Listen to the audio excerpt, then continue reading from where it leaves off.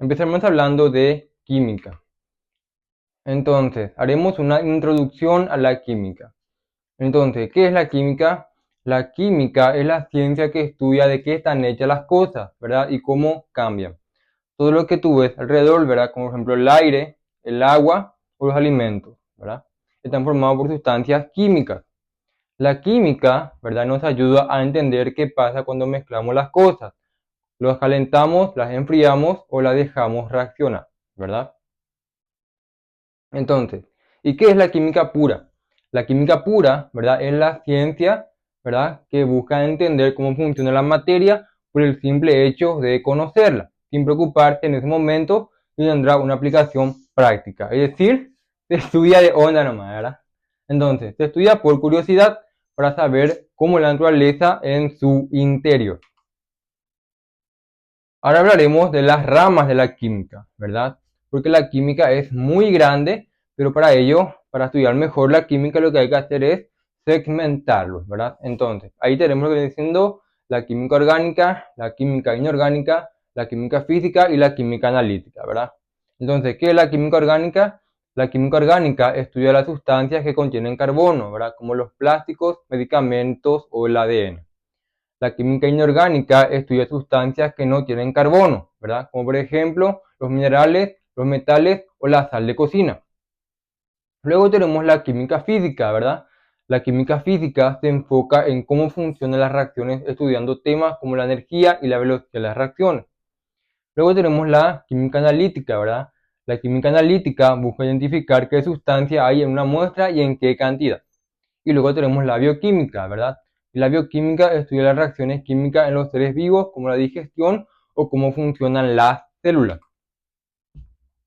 Ahora hablaremos del método científico aplicado a la química, ¿verdad? Entonces, el método científico es una manera, ¿verdad?, ordenada de investigar algo, ¿verdad?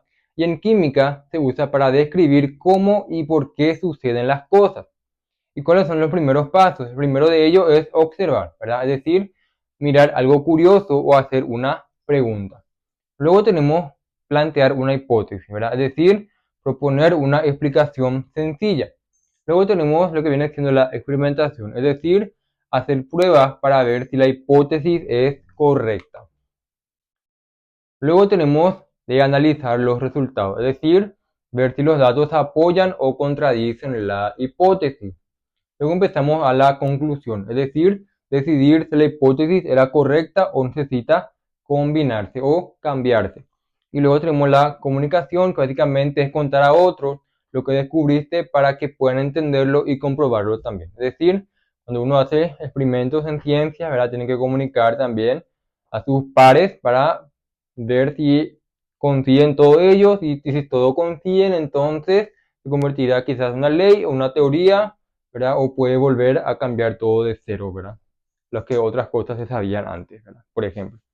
Así se hizo muchos experimentos y así avanzó mucha ciencia, mucho tiempo, ¿verdad? Porque muchas cosas que descubrieron fueron cambiando con el tiempo con nuevos experimentos. Bueno, ahora hablaremos de la estructura de la materia, ¿verdad? ¿Y qué es la materia? La materia es todo lo que ocupa un lugar y tiene peso, ¿verdad? La materia es todo lo que ves, tocas o incluso lo que no ves, como por ejemplo el aire, ¿verdad? Y básicamente está hecha de partículas muy pequeñas llamadas átomos. Estos átomos pueden unirse y formar sustancias más grandes, como por ejemplo el agua, la madera, el metal, entre otros. Ahora hablaremos de la materia y la energía, ¿verdad? Entonces, la materia y la energía, ¿verdad? Están siempre relacionadas. Algo que dijo también Albert Einstein, su famosa teoría, energía es igual a masa por la velocidad de la luz al cuadrado, ¿verdad? Entonces, la materia puede cambiar o moverse gracias a la energía. Y la energía no se ve, pero sí se siente, ¿verdad? Como por ejemplo el calor del sol o el frío del hielo. Ahora veremos los estados de agregación de la materia, ¿verdad? Entonces, la materia puede estar en diferentes formas llamados estados de agregación. Y los principales son el sólido, ¿verdad? Tienen forma propia y ocupa un espacio fijo. El líquido no tiene forma propia, pero sí ocupa un espacio, es decir, se adapta al recipiente donde está. Y luego tenemos lo que viene diciendo el gas, ¿verdad? Que no tiene forma ni volumen propio. Se expande y llena todo el espacio disponible. Ahora veremos las propiedades físicas y químicas, ¿verdad? Entonces, ¿cuáles son las propiedades físicas? Las propiedades físicas son las características que pueden observar o medir sin cambiar lo que es la sustancia, ¿verdad? Como por ejemplo, el color, el olor, la forma, el tamaño, la densidad, el punto de fusión y el punto de ebullición. Ahora veremos las propiedades químicas, ¿verdad? Las propiedades químicas básicamente son las propiedades que sí cambian las propiedades químicas de la materia, ¿verdad? Como un ejemplo, el oxígeno se convierte en dióxido de carbono al respirar. Ahora veremos lo que son los cambios físicos y los cambios químicos, ¿verdad? Entonces, ¿qué es un cambio físico? Básicamente la materia cambia su forma o estado, pero sigue siendo la misma, como por ejemplo al romper un vaso, ¿verdad? Es decir, cuando un vaso se cae al piso, el vaso básicamente está siendo de cristal, ¿verdad? Entonces, cuando se cae al suelo, sigue siendo cristal. No cambió absolutamente nada su composición química, ¿verdad? Ya que solamente son el aspecto, nada más que eso. Y luego tenemos ya un cambio químico, que básicamente es donde la materia se convierte en otra distinta, ¿verdad? Por ejemplo, el quemar papel, ¿verdad? Ya que se convierte en ceniza, o por ejemplo, cocinar un huevo, ¿verdad? Ya que no te puedes volverlo crudo nuevamente al estar el huevo duro, por ejemplo. Ahora veremos los átomos y los elementos, ¿verdad? Entonces empezaremos con la teoría atómica. ¿Y qué es la teoría atómica? La teoría atómica dice que toda la materia, ¿verdad?, está hecha de partículas diminutas llamadas átomos, ¿verdad? Hace muchos siglos pensaban que la materia era continua, pero después científicos como Dalton, ¿verdad?, dijeron que los átomos son como los ladrillos básicos que forman todo el universo. Y básicamente hasta ahora se sabe que la materia está formada por átomos y los átomos nuevamente están formados por partículas más pequeñas llamadas quarks, ¿verdad? Vamos a ver más adelante, ¿verdad? Los quarks básicamente son las partículas más fundamentales, ¿verdad? Porque no se sabe por el movimiento, ¿verdad?, qué los forma más a ellos. Bueno, entonces, cada tipo de material, ¿verdad?, tiene átomos diferentes. Ahora veremos de la estructura del átomo, ¿verdad? Entonces, un átomo, ¿verdad?, no es una bolita maciza, sino que tiene partes, ¿verdad? Y ahí tenemos lo que viene siendo el núcleo, los protones, los neutrones y los electrones, ¿verdad? ¿Y qué es el núcleo? El núcleo básicamente es el centro del átomo, ¿verdad? Y es muy pequeño, pero muy pesado. Ahí están dos tipos de partículas, los protones, ¿verdad?, que están cargados positivamente, los neutrones que no tienen carga. ¿Por qué? Porque tienen la misma cantidad de partículas, ¿verdad? O de electricidad dentro de ellos, tanto positivos como negativos, y por lo tanto de neutro. Luego tenemos los electrones, ¿verdad? Que son partículas muy ligeras que giran alrededor del núcleo y tienen carga negativa. Ahora hablaremos del número atómico y el número másico. El número atómico se representa con Z, ¿verdad? Y es el número de protones que tiene un átomo en su núcleo. Cada elemento tiene un número atómico único y el número atómico define qué elemento es. Luego tenemos el número másico, ¿verdad? Y el número másico es la suma de protones y neutrones del núcleo y sirve para saber cuánto pesa aproximadamente un átomo. Ahora hablaremos de los isótopos, ¿verdad? ¿Y qué son los isótopos? Los isótopos son átomos de un mismo elemento que tienen el mismo número de protones, pero diferente número de neutrones, ¿verdad? Eso significa que pesan diferente, pero son el mismo elemento. Ahora hablaremos de la tabla periódica, ¿verdad? Entonces, hace mucho tiempo, ¿verdad?, los científicos empezaron a describir que algunos elementos, ¿verdad?, compartían ciertas características. Querían encontrar un orden lógico para poder organizar a los elementos, ¿verdad? Entre ellos, Dmitri Mendeleev, que era un científico ruso, ¿verdad?, fue el primero en 1869 en hacer una tabla donde los elementos se acomodaban según su peso, ¿verdad?, y propiedades similares. Él dejó espacio vacío en su tabla porque predijo que todavía faltaban elementos por descubrir. Después, cuando se entendió mejor la estructura del átomo, se cambió el criterio del orden. Y básicamente ahora se ordena por su número atómico, ¿verdad? Porque es mucho más fácil entender así la tabla periódica. Y la tabla periódica fue creciendo y mejorándose. Y hoy en día usamos una versión moderna mucho más completa, ¿verdad? Que es la famosa tabla periódica que nosotros encontramos en cualquier tipo de librería que compramos, ¿verdad? Cualquier librería tiene este tipo de tabla, ¿verdad? Eso nos ayuda a entender el orden, ¿verdad?, los elementos, tanto en periodos como en grupos. Bueno, y ahora veremos la clasificación periódica de los elementos, ¿verdad? Entonces, Los elementos se agrupan en la tabla de manera especial, ¿verdad? Siguiendo un patrón. Tenemos lo que son primero los grupos o familias, ¿verdad? Que son columnas verticales, ¿verdad? Y todos los elementos de un mismo grupo se parecen entre sí porque reaccionan de manera similar. Y luego tenemos los periodos, ¿verdad? Que son filas horizontales. Entonces, los elementos en una misma fila cambian gradualmente sus propiedades con su tamaño o cómo se combinan con otros. Ahora hablaremos de los metales, los no metales y los metaloides. Entonces, ¿qué son los metales? Básicamente los metales, ¿cuáles son las características de los metales? Entonces, los metales brillan, conducen electricidad y son maleables, es decir, que se puede modificar su forma. Luego tenemos los no metales, prácticamente no conducen electricidad, no son brillantes y muchos son gases. Y luego tenemos los metaloides, ¿verdad? Que tienen propiedades mixtas entre los metales y los no metales. Ahora hablaremos de las propiedades periódicas, ¿verdad? Y estas propiedades cambian de manera predecible a medida que te mueves en la tabla, ¿verdad? Ahí tenemos lo que viene siendo el radio atómico. El radio atómico es el tamaño del átomo o cuánto ocupa, ¿verdad? Un átomo. Cuanto más abajo esté en un grupo, más grande es el átomo. Entonces, de izquierda a derecha, en un periodo los átomos se hacen más pequeños, ¿verdad? ¿Por qué? Porque los electrones se atraen más hacia el núcleo. Ahora veremos la energía de ionización.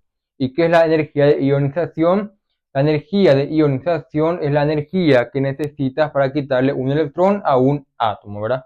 Cuanto más difícil sea quitarle un electrón, mayor es la energía de ionización. Entonces, los átomos pequeños que quieren mantener sus electrones tienen energía de ionización alta, ¿verdad? Y los átomos grandes y que quieren perder electrones fácilmente tienen energía de ionización baja, como por ejemplo el sodio. Ahora hablaremos de la electronegatividad, ¿verdad? ¿Y qué es la electronegatividad?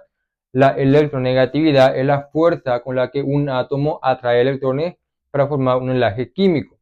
Los átomos pequeños y muy ambiciosos para ganar electrones tienen alta electronegatividad, ¿verdad? Los átomos grandes y perezosos tienen baja electronegatividad, es decir, no le interesa nada.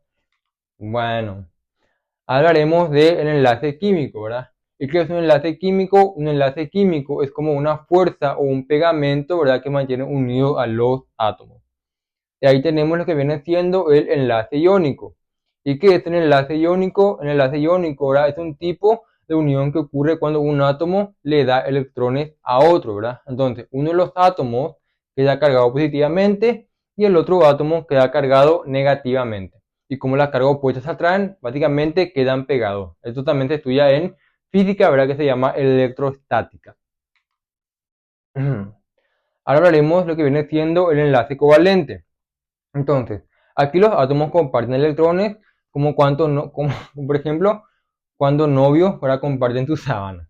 Nadie le da al otro. Simplemente se turnan o usan algo juntos para ser más estable, ¿verdad? Tipo cuando se pelean, por ejemplo, los novios, ¿verdad? Bueno, ahora hablaremos del enlace metálico, ¿verdad? Este enlace es como una gran fiesta de electrones. Los átomos metálicos los átomos metálicos sueltan sus electrones a una especie de mar, ¿verdad? De electrones que todos comparten. Esto explica por qué los metales son buenos conductores de electricidad y maleables, ¿verdad? Ahora hablaremos de la geometría molecular, ¿verdad? Entonces, los átomos no se juntan al azar, ¿verdad? Se acomodan de la mejor manera posible. ¿Para qué? Para estorbarse lo menos posible, obviamente. Los electrones, ¿verdad? Se repelen entre sí y así las moléculas toman formas específicas, lineales en triángulo, por ejemplo, en forma de tetraedro, entre otros. Ahora hablaremos de la hibridación de los orbitales, ¿verdad? Entonces, para ello tenemos que imaginarnos que un átomo, ¿verdad? Reacomoda su espacio de electrones para poder hacer mejor los enlaces. Los electrones se mezclan como si fueran plastilina, ¿verdad? Para formar una nueva forma que encaje mejor con otros átomos, es decir, se modifican básicamente. Ahora hablaremos de la polaridad molecular, ¿verdad? Entonces, una molécula es polar cuando los electrones no están repartidos de manera pareja. Un lado queda más cargado negativo, ¿verdad? Y el otro más cargado positivo, como un imán. Ahora hablaremos de la nomenclatura química, ¿verdad? Entonces, La nomenclatura es simplemente el sistema para ponerle nombres a las sustancias químicas, igual que ponemos nombre a las personas o a las calles, ¿verdad? Cada sustancia tiene un nombre para que todos los científicos del mundo sepan qué sustancia se habla. Esto es muy fundamental, que todos los científicos sepan de qué estamos hablando, ¿verdad? Para entendernos mejor entre nosotros, ¿verdad? Bueno, ahora hablaremos primeramente de la nomenclatura inorgánica, ¿verdad? Entonces, la química inorgánica trata de sustancias que no están basadas principalmente en el carbono. Y existen tres formas principales de nombrar compuestos orgánicos. El tema stock, ¿verdad? Que es el más usado hoy en día. Usa números romanos para decir cuál es la carga, ¿verdad? Es decir, la valencia del elemento que forman varios compuestos. Luego tenemos el sistema tradicional, ¿verdad? Que es el sistema viejo, pero todavía se usa en muchos lugares. Usa palabras terminadas en oso y ico, ¿verdad? Oso si el elemento tiene menor carga y ico si el elemento tiene mayor carga. Y luego tenemos el sistema UPAC o sistemático, ¿verdad? Que es el sistema más lógico y matemático. Se dice exactamente cuántos átomos de cada elemento hay usando prefijos, es decir, mono, di, tri, tetra, hecta, etc. Ahora hablaremos de la nomenclatura orgánica. Entonces, la química orgánica estudia compuestos que tienen carbono. La nomenclatura orgánica, ¿verdad? También sigue reglas, pero las más básicas son: primero, el nombre según el número de carbonos en la orgánica, en la química orgánica, ¿verdad? Entonces, cada molécula tiene una cadena de carbono. Hay un nombre base y depende de cuántos carbonos tenga, ¿verdad? Eso es muy fundamental. Ahora tenemos la terminación según el enlace. Ano, si todos los enlaces son simples. Eno, si hay un enlace doble, y ino, si hay un enlace triple. Ahora hablaremos de la estequiometría. ¿Y qué es la estequiometría? La estequiometría es una parte de la química que nos ayuda a calcular cuánta cantidad de sustancias participan en una reacción química, ¿verdad? Y para ello tenemos que imaginar, ¿verdad?, que por ejemplo hacer un asado. La estequiometría sería como saber cuántos kilos de carne, ¿verdad?, se necesita para preparar en la parrilla sin que te sobre o te falte nada, ¿verdad? Muy importante para que todos podamos comer el asado. Bueno, hablaremos de la masa molecular, ¿verdad? Entonces, la masa molecular es simplemente cuánto pesa una cantidad estándar de una sustancia, ¿verdad? Esta cantidad estándar se llama mol. La masa molar se mide en gramos, es decir, gramos por mol. Y para saberlo, solo tenés que mirar el peso atómico que aparece en la tabla periódica. Ahora, ¿qué es un mol? El mol es una manera de contar cosas muy pequeñitas, ¿verdad? Como por ejemplo los átomos de la molécula que son partículas muy muy pequeñas. Y para ello se usa el número de mol que vale 6,022 por 10 a la 23 partículas. Y este número básicamente se llama número de Avogadro.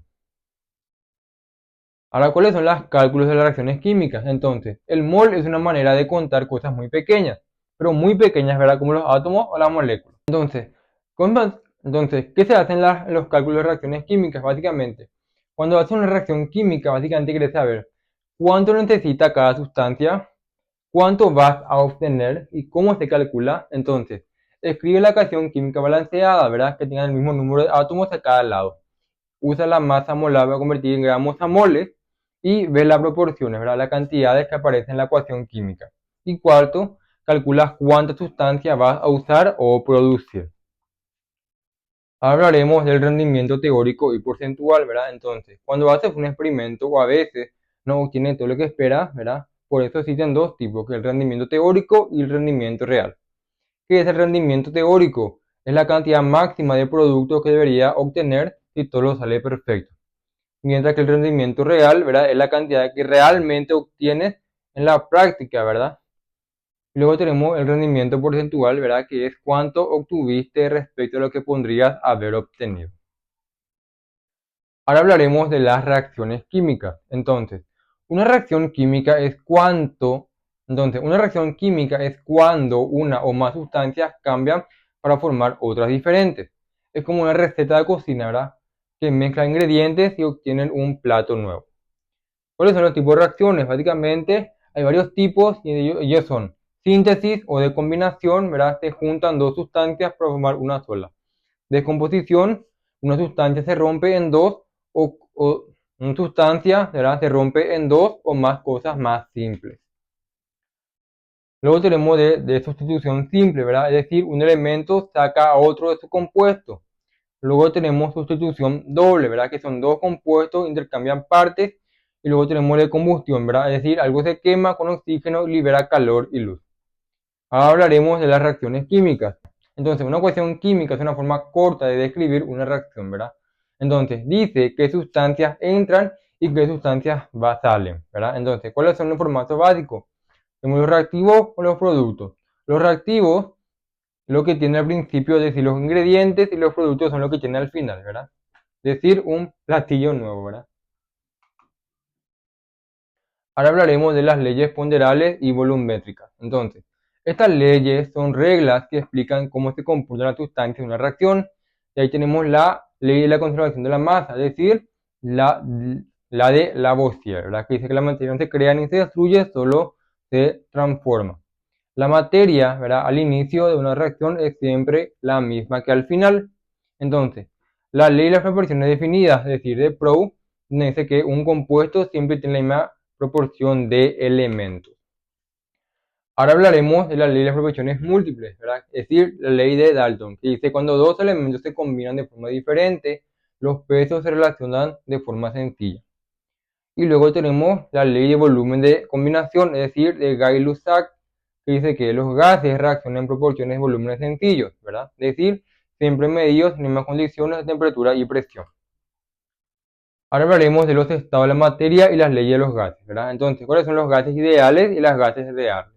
Entonces, los gases ideales son un modelo imaginario de cómo debería comportarse un gas perfecto, ¿verdad? Sus partículas no se atraen ni se chocan entre sí y ocupan un espacio muy pequeño comparado con el volumen total del gas, ¿verdad? Y luego tenemos los gases reales, básicamente de la forma como funciona en la vida real, que básicamente son los gases de verdad, como el aire, el oxígeno o el dióxido de carbono. Las partículas sí pueden atraerse, repelerse un poco, ¿verdad? Si ocupan un espacio real. ¿Y cuáles son las leyes de los gases? Básicamente estas leyes nos explican cómo cambian el volumen, la presión y la temperatura de un gas. Entonces, cada una mira cómo cambia un gas cuando uno de esos factores varía, ¿verdad? Y los otros se mantienen constantes. Ahí tenemos lo que viene siendo la ley de Boyle, ¿verdad? Entonces, si aprietas un gas, ¿verdad? El volumen se hace más pequeño y si dejas apretar, el volumen crece. Importante es entender que la temperatura no cambia en este caso. Ahora hablaremos de la ley de Charles, ¿verdad? Que dice que si calientas un gas, tu volumen aumenta y si enfrías el gas, tu volumen disminuye. Importante también, la presión se mantiene igual. Y ahora hablaremos de la ley de Avogadro, ¿verdad? Que dice que si pones más gas, el volumen aumenta y si quitas el gas, el volumen baja. ¿Y cuál es lo importante aquí? Que la presión y la temperatura se mantienen constantes. Ahora hablaremos de la ecuación del gas ideal, que dice lo siguiente. Esta ecuación combina todo lo anterior en una sola fórmula, ¿verdad? Es decir, la presión está multiplicada por el volumen, ¿verdad? Es igual a la cantidad del gas multiplicado por la temperatura y por un número que siempre es el mismo, ¿verdad? Es decir, el número radical. Ahora hablaremos de las soluciones, ¿verdad? Entonces, una solución es simplemente una mezcla donde algo se disuelve en otra.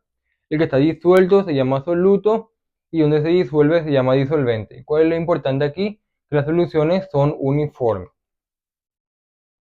Ahora hablaremos de las concentraciones, ¿verdad? Entonces, la concentración dice cuánto soluto hay en... Entonces, la concentración es que nos dice.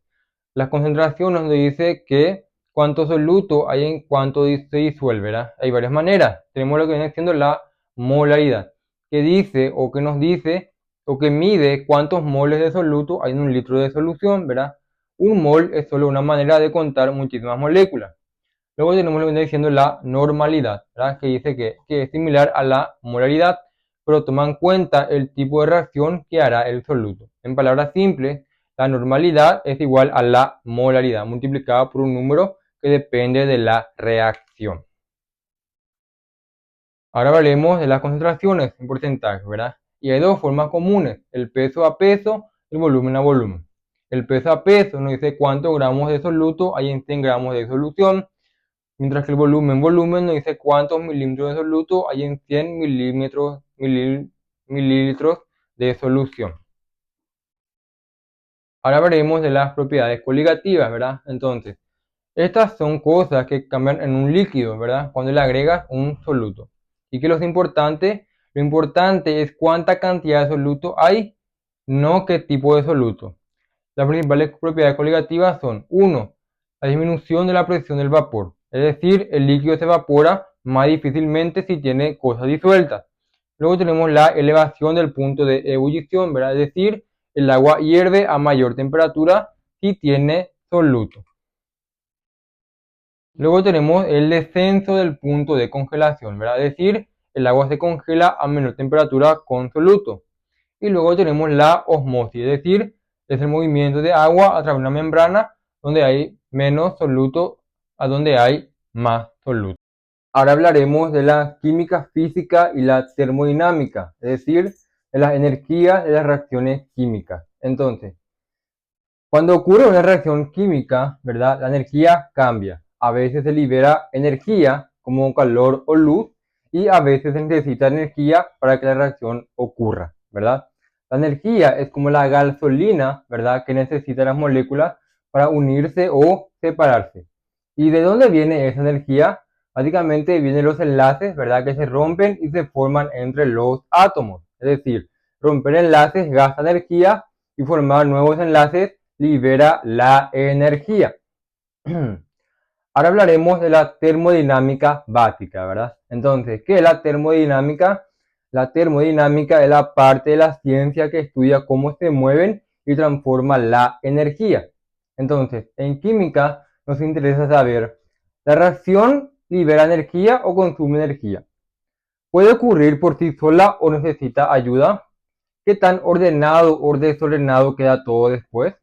La termodinámica nos da las reglas para predecir todo eso sin necesidad de ver las moléculas. Es decir, gracias a las leyes de la termodinámica nosotros simplemente podemos ya inducir, ¿verdad?, cómo se comportarán las moléculas, ¿verdad?, al estar en ciertas condiciones específicas.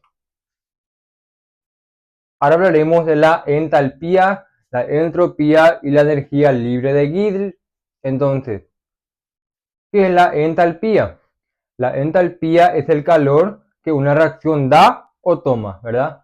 Si la entalpía es negativa, significa que sale el calor, es decir, la reacción calienta. Y si la entalpía es positiva, significa que absorbe calor, es decir, la reacción enfría, ¿verdad?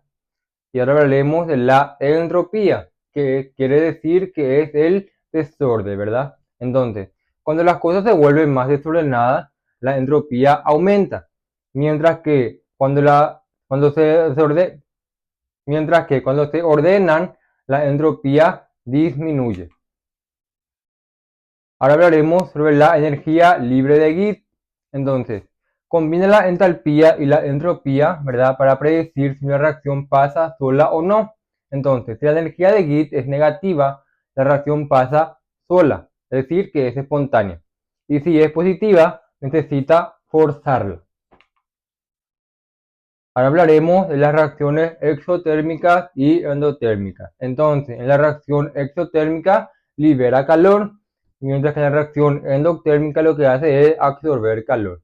¿Y cómo sabemos la diferencia? Entonces, la exotérmica, la reacción te da calor, mientras que en la endotérmica la reacción te roba calor. Ahora hablaremos de la cinética química. Entonces, la cinética química, ¿verdad?, es la parte de la química que estudia qué tan rápido ocurren las reacciones y cómo pasan paso por paso. No todas las reacciones químicas son iguales rápidas, ¿verdad? Algunas pasan en un instante, como por ejemplo una explosión, y otras pueden tardar horas, días o hasta años, ¿verdad?, para poder producirse una reacción química. Ahora hablaremos de la velocidad de la reacción, ¿verdad? Entonces, la velocidad de reacción es simplemente la rapidez con la que los reactivos, es decir, las sustancias que reaccionan, se convierten en productos, es decir, lo que se forma, ¿verdad? Y se puede medir observando qué tanto cambia la cantidad de una sustancia en cierto tiempo. Ahora veremos los factores que afectan la velocidad de una reacción. Entonces, varios factores pueden hacer que una reacción ocurra más rápido o más lento. El primero de ellos es la concentración, es decir, si tienes más cantidad de sustancia que reaccionan, es más fácil que choquen y reaccionen. El segundo tenemos la temperatura, es decir, cuando calienta algo, las partículas se mueven más rápido, chocan más fuerte y reacciona, y la reacción básicamente se acelera. Ahora veremos, luego tenemos la superficie de contacto, ¿verdad? Es decir, si partes de una sustancia y en pedazos pequeños, hay más área expuesta y la reacción es más rápida. Luego tenemos los catalizadores, ¿verdad? Que son sustancias que ayudan a que la reacción sea más rápida sin gastarse, ¿verdad? Es como un atajo que facilita el camino. Y luego tenemos la presión, básicamente se basa en los gases, ¿verdad? Quiere decir, aumenta la presión en un gas acerca de las moléculas, las hace chocar más rápido, así que la reacción es más rápida. Ahora veremos sobre los mecanismos de reacción. Entonces, cuando decimos mecanismo de reacción, hablamos de los pasos pequeños que pasan dentro de una reacción grande. No siempre una reacción es un solo evento instantáneo. A veces es como una receta de cocina en varios pasos, ¿verdad? En química, primero se rompe un enlace, luego se forma otro nuevo, posteriormente los átomos se acomodan y el mecanismo nos cuenta la historia completa paso por paso.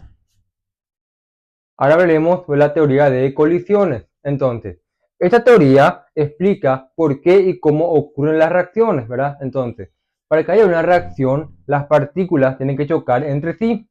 Segundo, no cualquier choque funciona. Deben chocar con suficiente fuerza y con la posición correcta. Y si chocan muy despacio o mal acomodadas, no pasará absolutamente nada. Luego hablaremos del equilibrio químico. Entonces, cuando una reacción química ocurre, las sustancias reaccionan para formar nuevas sustancias, pero a veces la reacción no avanza hasta terminar. Entonces, en lugar de eso, llega un momento donde lo que se forma se empieza a descomponer al mismo ritmo que se forma, ¿verdad? Entonces, así que parece que ya no pasa nada, pero en realidad la reacción sigue, solo que hacia adelante y hacia atrás a la misma velocidad. Esto es el equilibrio químico, un estado donde las cantidades de la sustancia se quedan constantes porque se forman y se destruyen a la misma velocidad. Entonces, hablaremos del constante de equilibrio. Entonces, la constante de equilibrio, que se representa con la letra K, mide cuánta tendencia tiene a reaccionar, tiene una reacción para formar productos, ¿verdad? O a quedarse como reactivo. Luego tenemos el principio de Le Chatelier. Este principio dice lo siguiente: si cambias algo en un sistema que está en equilibrio, la reacción se ajusta sola para intentar oponerse a ese cambio, ¿verdad? Y volver al equilibrio. Eso pasa en toda la vida. Bueno, ahora hablaremos de los equilibrios homogéneos y heterogéneos. Entonces, la diferencia aquí es dónde están las sustancias. Entonces, el equilibrio homogéneo: todas las sustancias están en un mismo estado físico, mientras que en un equilibrio heterogéneo las sustancias están en diferentes estados físicos. Ahora veremos del equilibrio iónico, ¿verdad? Entonces, tenemos que imaginarnos una reacción química como una que sube y baja, ¿verdad? Algunas partículas forman productos, pero otras regresan a ser como antes. En el enlace iónico pasa esto con sustancias que se disuelven en agua. Se disuelven y se vuelven a juntar al mismo ritmo. Entonces, no es que todos se detengan, ¿verdad? Sino que lo que se separa es igual a lo que se vuelve a unir. Pero el sistema se ve calmado, pero por dentro todavía hay movimiento. Hablaremos de los ácidos y las bases, ¿verdad? Entonces, ahí tenemos las teorías, ¿verdad? De qué son los ácidos y qué son las bases. Primero empezaremos con Arrhenius. Él básicamente decía, ¿verdad?, que un ácido es cualquier sustancia que en agua suelta protones. Y una base decía que era cualquier sustancia que en agua suelta iones de hidrógeno, de hidróxido. Luego tenemos a Bronsted-Lowry. Él decía, ¿verdad?, que el ácido es el que da protones y la base es el que recibe los protones. Y posteriormente Lewis va aún más allá, ¿verdad? Dice que el ácido es el que acepta un par de protones y la base es el que da un par de electrones. Entonces, Lewis va aún más allá. Él dice que el ácido es el que acepta un par de electrones y la base es el que da un par de electrones. Ahora hablaremos del pH y el pOH, ¿verdad? Entonces, ¿qué es el pH? El pH mide qué tan ácido es algo, ¿verdad? Mientras que el pOH mide qué tan básico es algo. Y se usa básicamente una escala del 0 al 14. Entonces, pH menor a 7 es ácido, a partir del pH 7 es neutro y el pH mayor a 7 es básico. Ahora hablaremos de la disociación y la constante de acidez. Entonces, ¿qué es la disociación? La disociación es cuando una sustancia se rompe en partículas más pequeñas cuando se opone al agua. Y luego tenemos la constante de acidez, que básicamente mide qué tan fácil un ácido suelta sus protones. Un ácido fuerte, ¿verdad?, tiene una alta constante de acidez, mientras que un ácido débil tiene una baja constante de acidez. Ahora hablaremos de las soluciones tapón. Entonces, ¿qué son esto? Básicamente son mezclas especiales que evitan que el pH cambie demasiado, aunque les pongas con un ácido o una base, ¿verdad? Funcionan básicamente como un amortiguador o protector del pH. Y tiene dos componentes, un ácido débil y una base débil, o una base débil y un ácido débil. Ahora empezaremos ya hablando de la electroquímica. ¿Y qué es la electroquímica? La electroquímica es la parte de la química que estudia cómo la electricidad y las reacciones químicas se conectan. Es decir, cómo podemos producir electricidad a partir de reacciones químicas o hacer que ocurran reacciones químicas usando la electricidad. Ahora hablaremos de las celdas gálvicas y las electrónicas. Las celdas gálvicas, también llamadas pilas, ¿verdad?, son dispositivos donde una reacción química genera electricidad. ¿Qué son las celdas electrolíticas? Básicamente funcionan al revés, ¿verdad? Es decir, usamos electricidad para forzar una reacción química que normalmente no pasaría sola. Empezaremos con el potencial electrodo, ¿verdad? Que básicamente el potencial electrodo es una manera de medir qué tanto le gusta a un material ganar o perder electrones. Ahora empezaremos con las leyes de Faraday. Entonces, estas leyes explican cuánta materia se puede mover cuando pasa electricidad por una celda electrólica. Entonces, ¿cuál es la idea principal? Básicamente, más electricidad, más sustancia se mueve. Y menos electricidad, menos sustancia se mueve. Empezaremos con la corrosión. Entonces, ¿qué es la corrosión? La corrosión es cuando un material, generalmente un metal, ¿verdad?, se destruye lentamente porque reacciona con sustancias del medio ambiente. Entonces, ¿qué es la corrosión? La corrosión es básicamente una reacción química natural que desgasta los materiales. Empezaremos hablando de la electrólisis. ¿Y qué es la electrólisis? La electrólisis es el proceso donde usamos electricidad para romper una sustancia en partes más simples. Y básicamente se usa mucho ¿para qué? Para fabricar productos químicos, recubrir metales y purificar metales. Empezaremos con la química inorgánica avanzada. Entre ellos tenemos el compuesto de coordinación. Y para eso tenemos que imaginar, por ejemplo, un jefe, ¿verdad?, que es un átomo de metal, como hierro o el cobre, rodeado de ayudantes, ¿verdad?, que básicamente son pequeñas moléculas o átomos que trabajan para él. Entonces, estos ayudantes se pegan al jefe usando sus manos. A este equilibrio más jefe más ayudante se denomina coordinación. Entonces, todos juntos trabajan para una misma causa, ¿verdad? Empezaremos con las estructuras cristalinas. Entonces, cuando los átomos o moléculas se juntan para formar un sólido, no lo hacen al azar, se ordenan en forma muy precisa como las piezas de un rompecabezas, ¿verdad? Esta forma ordenada de acomodarse se llama estructura cristalina. Si pudieras mirar muy de cerca un cristal de sal o de cuarzo, vería que los átomos están colocados en patrones repetidos como baldosas en un piso, ¿verdad? Entonces hay distintos tipos de estructuras, como cubos o hexágonos, o hexágonos, dependiendo de cómo se acomodan las piezas. Empezaremos con la teoría de bandas. Entonces, ahora, ¿verdad?, tenemos que pensar que los electrones son esas partículas diminutas que rodean los átomos, ¿verdad? Cuando muchos átomos se juntan en un sólido, los electrones de todos ellos se mezclan y forman bandas. Una banda es como una carrera donde los electrones pueden moverse, ¿verdad? En los metales hay bandas abiertas donde los electrones se mueven fácil. Por eso, ¿verdad?, los metales conducen la electricidad.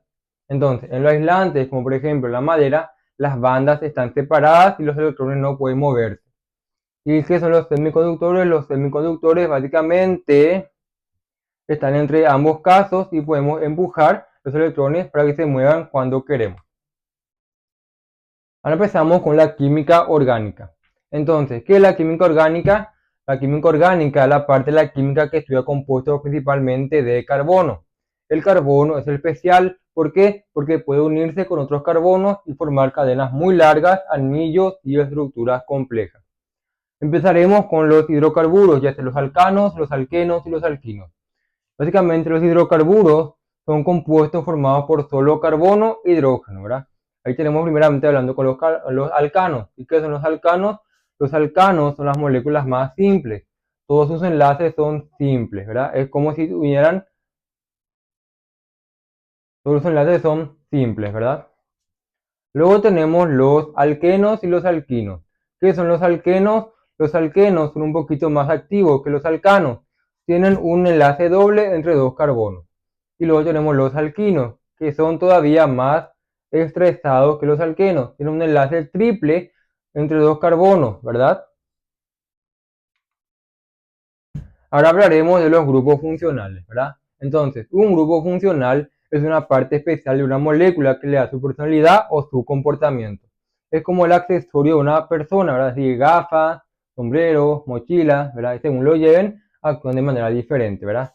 Algunos, por ejemplo, tenemos los alcoholes que tienen grupo OH, luego tenemos los ácidos que tienen grupo COOH, tenemos los éteres, prácticamente como dos carbonos conectados a un oxígeno medio usando en anestesia, ¿verdad? Luego tenemos los aldehídos y las cetonas, que son un tipo de compuesto que huelen fuerte. Entonces, cada grupo funcional cambia cómo se comporta la molécula en las reacciones. Ahora hablaremos de las reacciones orgánicas básicas, ¿verdad? Entonces, las reacciones orgánicas son como transformaciones mágicas que sufren las moléculas. Y tenemos diferentes tipos de entender, ¿verdad? Ahí tenemos la adición, por ejemplo. Primero, básicamente es algo que pega una molécula, ¿verdad? Luego tenemos la sustitución, que es algo que cambia. Y luego tenemos la eliminación, que es algo que se quita. Ahora hablaremos de la isometría. ¿Y qué es la isometría? La isometría es como tener dos o más moléculas que tienen los mismos ladrillos, pero todos los arman de manera diferente. Isómero quiere decir que son los mismos componentes en diferentes formas. Y en química, un mismo número de carbonos e hidrógenos puede organizarse de muchas maneras. Esto cambia sus propiedades físicas y químicas. Empezaremos con la química cuántica y estructura atómica avanzada. Entonces, la química cuántica trata de explicar cómo se comportan los electrones dentro de los átomos y moléculas. Los electrones no giran alrededor del núcleo como planetas, básicamente se mueven de una manera rara, ¿verdad? Como nubes de probabilidad, a velocidades muy altas y con reglas muy diferentes a lo que vemos en el mundo normal. Ahora hablaremos del modelo cuántico del átomo. Entonces, antes se creía, ¿verdad?, que los electrones giraban en círculos imperfectos alrededor de un núcleo, ¿verdad?, como los planetas, por ejemplo, que giran alrededor del Sol, ¿verdad? Pero los científicos descubrieron que eso no es tan cierto. En el modelo cuántico, los electrones no tienen un camino fijo, sino que viven en zonas alrededor del núcleo donde es más probable encontrarla, ¿verdad? Estas zonas son como nubes. A veces el electrón está cerca del núcleo, a veces más lejos, pero no se puede predecir exactamente en qué lugar estará. Empezaremos con los orbitales atómicos. Entonces, estas son zonas, perdón, hablaremos de los orbitales atómicos, ¿verdad? Entonces, son esas zonas o nubes donde hay mayor probabilidad de encontrar un electrón, ¿verdad? Entonces, cada orbital tiene una forma diferente, como si fueran habitaciones de distintas formas en una casa, ¿verdad? Lo más importante son los orbitales S, que son esféricos, los orbitales P, que tienen forma de pesa o de un 8, los orbitales D y F, que prácticamente son más complicados como forma del trébol o más raras. Empezaremos con el principio de incertidumbre. Básicamente fue propuesto por Heisenberg y en palabras sencillas básicamente significa lo siguiente. No podemos saber al mismo tiempo y exactamente dónde está un electrón y qué tan rápido se mueve. ¿Y por qué pasa esto? Pues básicamente porque los electrones son tan pequeños y rápidos que actúan como onda y como partícula al mismo tiempo ¿verdad? Y cuando las tratas de mirar, básicamente ya los alteraste, ¿verdad? ¿Por qué? Porque tuviste miedo, porque tuvieron miedo de vos. Ahora hablaremos de la química nuclear, ¿verdad? La química nuclear es una parte de la química que estudia lo que pasa dentro de los núcleos de los átomos. Normalmente en química común, ¿verdad? Trabajamos con los electrones, ¿verdad? Sin embargo, en química nuclear, lo importante es el núcleo en sí, es decir, sus protones y sus neutrones. A veces el núcleo de un átomo no es estable. Cuando eso pasa, el átomo puede cambiar o transformarse en otro átomo diferente. Esto es lo que se estudia la química, esto es lo que estudia la química nuclear, ¿verdad? Entonces, hablaremos de la radiactividad. Entonces, la radiactividad ocurre cuando un átomo inestable se descompone, ¿verdad? O se rompe por sí solo para volverse más estable. Cuando eso pasa, el átomo lanza partículas o energía al espacio y eso básicamente, eso que se lanza se llama radiación. Y hay tres tipos de radiación en la naturaleza, el alfa, el beta y el gamma, ¿verdad? Que la radiación alfa, básicamente son como balas grandes y lentas, no atraviesan mucho. Luego tenemos la radiación beta, que básicamente son como balas más pequeñas y rápidas que pueden atravesar la piel, pero no el metal grueso. Y luego tenemos la radiación gamma, ¿verdad? Que es energía pura, como rayos X muy potentes y pueden atravesar muchas cosas. Ahora hablaremos de las reacciones nucleares. Entonces, una reacción nuclear es cuando el núcleo de un átomo cambia por una reacción externa o de manera natural. Y hay dos formas básicas, ¿verdad? La fusión y la fisión. Hablaremos de la fisión. La fisión es el núcleo se divide en dos pedazos. Y la fusión es cuando dos núcleos pequeños se juntan para formar uno más grande. Entonces, en una reacción nuclear se libera muchísima energía, mucho más que una reacción química normal. Entonces, la fusión y fisión nuevamente. La fusión, ¿verdad? Significa unir. Ocurre cuando dos núcleos pequeños se juntan para formar un núcleo más grande. También libera muchísima energía. La fusión es, por ejemplo, lo que ocurre en el Sol, ¿verdad? Y gracias a ella, el Sol brilla y da calor. ¿Y cuál es la comparación entre la fusión y la fisión? La fisión básicamente se parte, es decir, se rompe y forma energía. Mientras que la fusión lo que hace es unir, ¿verdad? Y por lo tanto genera energía también, pero de otra manera diferente. Hablaremos de la química de materiales y la nanotecnología. Entonces, la química de materiales es el estudio de los materiales que usamos todos los días, como plásticos, metales, vidrios, cerámicas, entre otros. La idea es entender cómo se comportan estos materiales a nivel molecular y cómo podemos manipular sus propiedades para ser aún más útiles, ¿verdad? La nanotecnología es una rama de la ciencia que estudia y manipula materiales a una escala muy pequeña a nivel de los átomos y moléculas. Y gracias a la nanotecnología podemos crear materiales con propiedades especiales como las superficies que no se ensucian, ¿verdad? O materiales ultra ligeros pero súper fuertes. Empezaremos con los polímeros. ¿Y qué son los polímeros? Los polímeros son materiales formados por cadenas largas de moléculas repetidas, ¿verdad? Esos materiales pueden ser naturales como el caucho o la celulosa o sintéticos como por ejemplo el plástico. Imagina, por ejemplo, que tenemos muchas unidades de una molécula pequeña, ¿verdad? Como si fueran ladrillos y las unes para formar cadenas muy largas.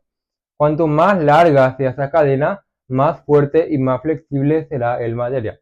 Por ejemplo, tenemos el plástico, ¿verdad? Es un tejido, es un tipo de polímero que usamos, por ejemplo, en cosas como botellas, bolsas y juguetes. Empezaremos con materiales compuestos. Entonces, un material compuesto es una mezcla de dos o más materiales diferentes que cuando se combinan tienen propiedades mejoradas que los materiales originales que no tienen por sí solos. Hablaremos de hablaremos de los nanomateriales. Entonces, los nanomateriales son materiales que tienen una estructura a escala muy pequeña, como ya mencionamos con la tecnología, donde los átomos y las moléculas están organizados en forma especial, ¿verdad? Aunque no lo podamos ver a simple vista, sus propiedades cambian a esa escala. Empezaremos con la química ambiental y la sustentabilidad. Entonces, la química ambiental es la parte de la química que estudia cómo los productos químicos afectan al medio ambiente, el aire, el agua, el suelo, los planetas, animales, incluso nosotros mismos. La sustentabilidad busca usar los recursos naturales sin agotarlos, para que las futuras generaciones también puedan vivir bien en este planeta, ¿verdad?